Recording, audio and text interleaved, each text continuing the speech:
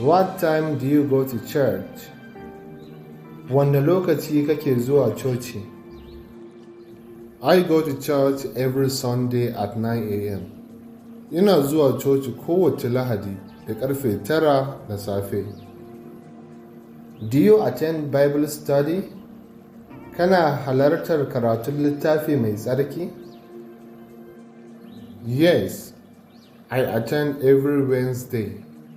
Ina halarta kowace Laraba. What do you do in church? Me kuke yi a coci? We sing, pray, and listen to sermons. Muna rera waƙa, addu'a da sauraron wa'azi. Who is the pastor of your church?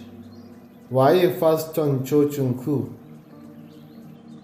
Pastor John is our leader. Pastor John ne shugabanmu. Is your church big? Cocinku babba ce? Yes, it can hold over 500 people.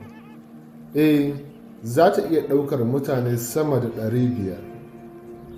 Muna sayar da littafin koyon Turanci da Hausa na waya, mai ɗauke da darussa guda 100 masu sauƙi na koyon harshen Turanci. Kuɗin littafin Naira 4,500 ne. Idan kuka sayi littafin za mu tura muku da littafin ta waya, sannan za mu tura muku da bidiyoyi guda 100 na darussan da suke cikin littafin. Idan kuma kuna buƙatar shiga ajin koyon harshen Turanci ko Larabci ko Hausa, to za ku iya yi mana magana ta WhatsApp.